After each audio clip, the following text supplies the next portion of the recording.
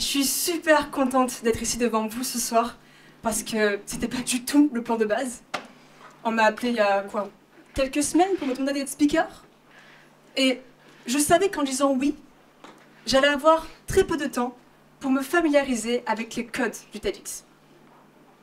Et c'est ce que j'ai fait. Donc j'ai passé en revue les vidéos sur YouTube et surtout celles où le speaker est une femme. Et là je les vois, qui se tiennent droites, qui portent une tenue relativement stricte avec une robe, un costume, des talons, les cheveux longs et coiffés, les ongles bien faits, qui parlent bien. Et je me dis, waouh, je suis tellement pas comme elle. Et là, je me rappelle du thème de l'année. Pourquoi pas moi? Alors je me suis prêtée au jeu et je suis venue avec ma personnalité. Je ne pourrais pas être plus moi ce soir, de par mon physique et de par ma façon d'être.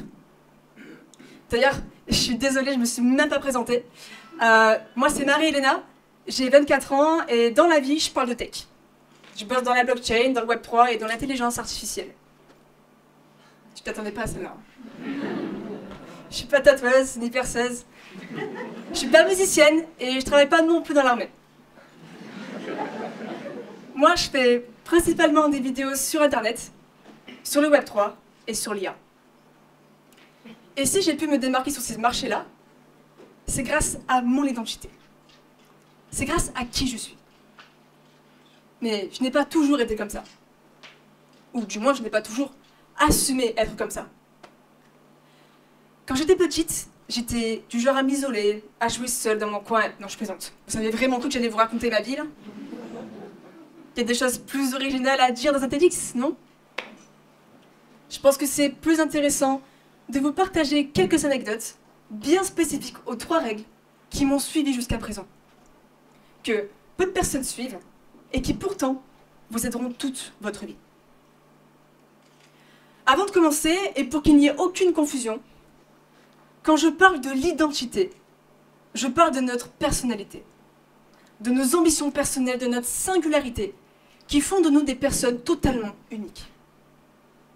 Et le chemin pour trouver son identité est l'un des plus compliqués qu'il soit.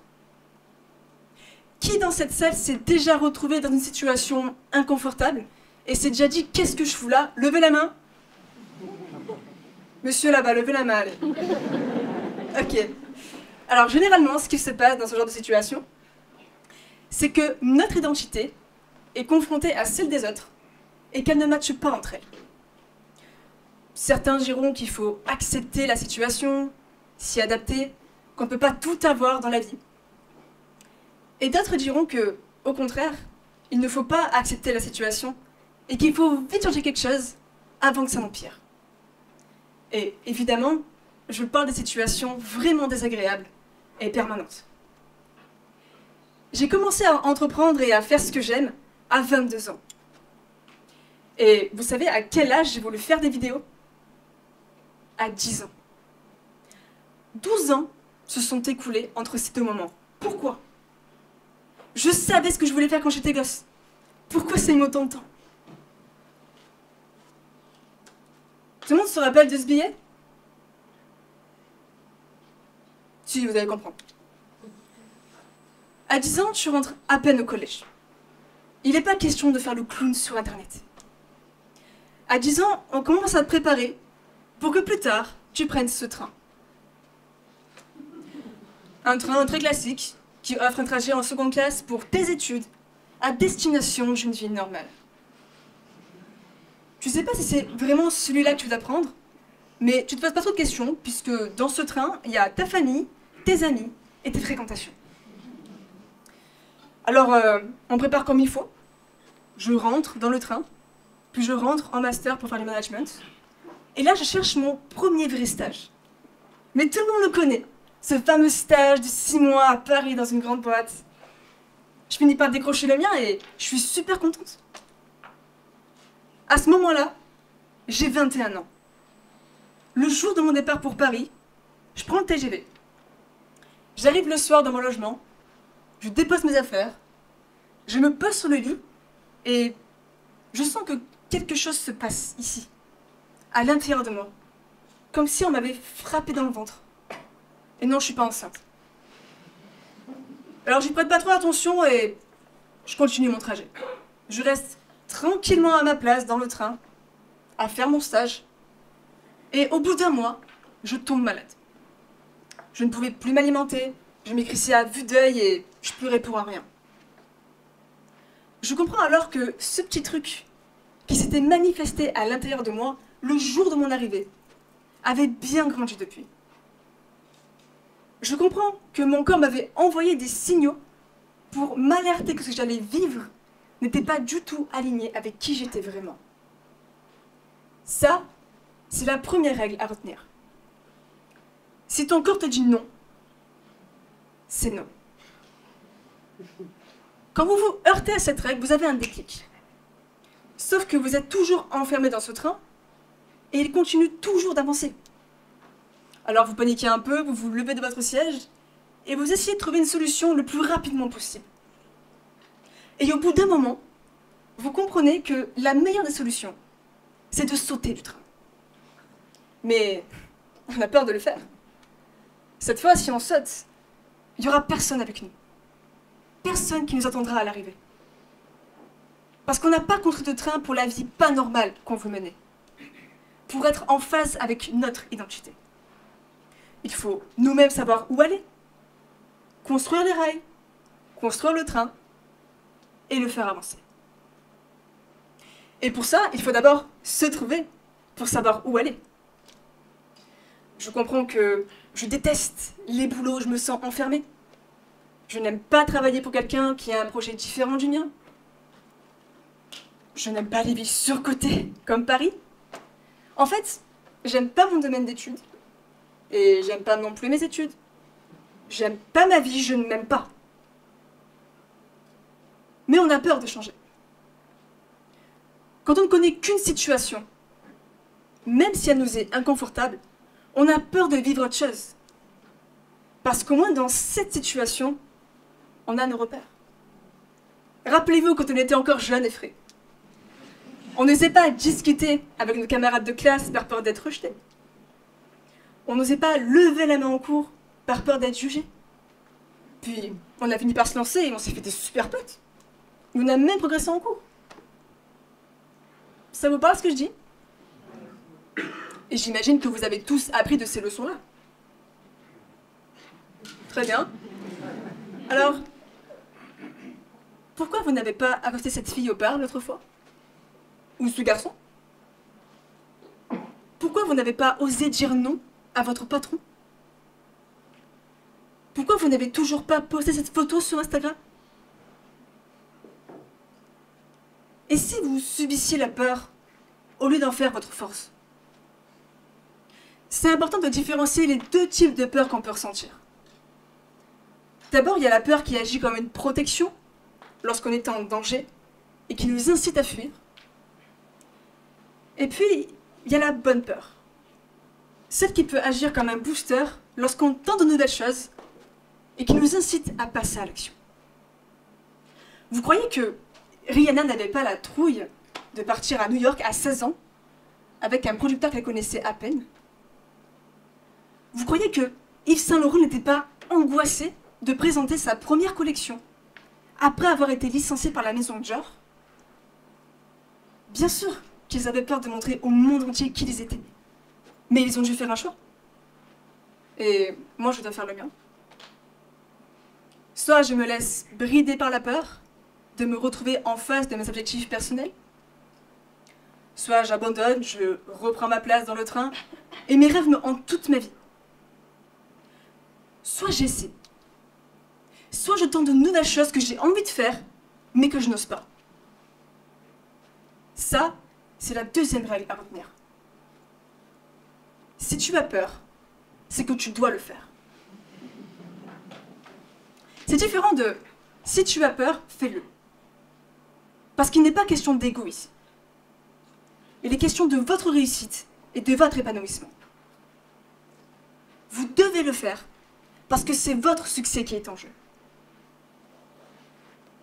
Et là, je saute du train. Ça y est, j'ai fait le pas.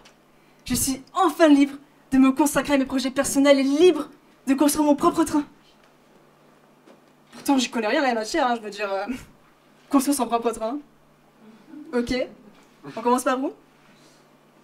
Alors, logiquement, la première étape, c'est de trouver une destination pour savoir où aller. La deuxième, c'est de planifier son voyage. Et personnellement, j'ai fait ni l'un ni l'autre. J'y suis allée au talent, comme on dit. Alors, je me lance, comme ça, je construis mon premier train, j'apprends sur le tas. Je me donne à fond dans mon projet entrepreneurial, à tenter de nouvelles choses jour et nuit, à faire énormément de sacrifices. Et en seulement quelques mois de travail acharné, les amis, j'ai la fierté de pouvoir vous dire que, malgré cette improvisation, c'est un véritable succès et ma vie change complètement.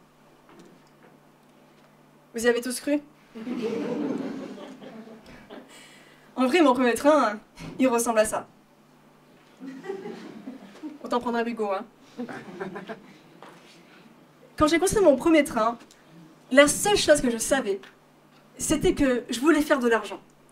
Pour moi, c'était la finalité de tout. J'avais pas de stratégie, j'avais pas de vision, j'avais juste gnagnac. Et je suis passée par des chemins très sombres, hein. Le dropshipping, le marketing du réseau pyramidal, tout ça. Bref, au bout d'un moment, je comprends que j'étais pas du tout alignée avec ce que je faisais et j'arrête tout.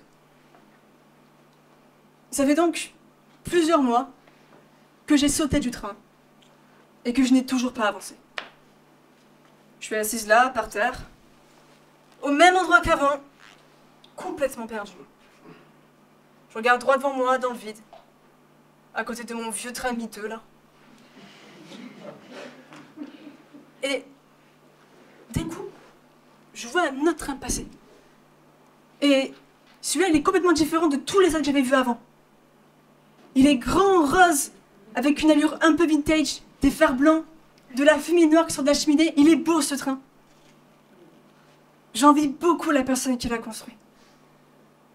J'imagine qu'elle doit avoir une créativité hors norme, une audace remarquable, un grain de folie, un grand dévouement pour avoir pris le temps de construire ce train de cette manière.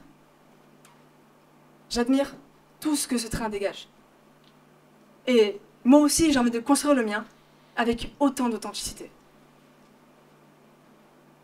Et là, je me souviens. Je me souviens de moi à 10 ans, en train de regarder les vidéos des plus grands créateurs. J'étais fascinée par leur créativité, par leur aisance à l'oral, par leur courage, par leur détermination. Tellement fascinée qu'à cet âge-là, ça m'avait moi aussi poussé à écrire mes propres sketchs. Ils étaient nuls, ces sketchs. Mais au moins, je me plaisais beaucoup là-dedans et je pouvais complètement me lâcher. Et le fait de revoir ces vidéos à 22 ans, le fait de voir ce train passer, ça me rappelle que, moi aussi, j'ai tout pour devenir une grande créatrice de vidéos. Tout comme Michael Jackson avait été une motivation artistique pour Beyoncé. Elle dit « Michael Jackson m'a changé. Il m'a aidé à devenir l'artiste que je suis. Parce qu'elle avait vu en lui des choses qu'elle avait déjà en elle, ce qui l'a poussée à explorer ces choses-là. C'est là qu'intervient la troisième et dernière règle. Si tu admires quelque chose chez quelqu'un, alors tu as aussi cette chose-là en toi. Retenez bien cela. Toutes les personnes que vous croiserez au cours de votre vie sont comme des miroirs pour vous. Lorsque vous appréciez une qualité chez quelqu'un, ayez le réflexe d'examiner cette même qualité en vous pour mieux vous connaître. Et je peux vous garantir que vous ne serez pas toujours à l'abri d'une bonne surprise. Ou d'une mauvaise, parce que ça marche aussi pour les défauts. Alors, après avoir vu ce train passer, je décide de me lancer. Je construis mon deuxième train. J'avais enfin trouvé ce que je voulais faire dans ma vie. Créer des vidéos sur Internet. C'est aussi à ce moment-là que j'explore mes propres traits de personnalité. La créativité, l'humour, l'extravagance, la passion. C'est aussi à ce moment-là que je trouve mon propre style, que je me coupe les cheveux et que je fais mon premier tatouage.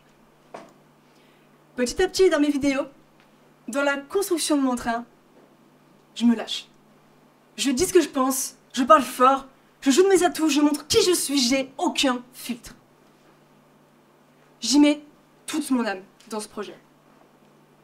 2 ans de travail acharné. Mais 2 ans, je n'ai pas regretté un seul jour. Cette fois, mon train ressemble à ça. Un train futuriste, vitres teintées, des LED roses et bleues, assistance vocale et Bluetooth intégré bien sûr. Trajet en première classe, à destination de ma vie de créatrice de contenu dans la tech. Il est cool, hein?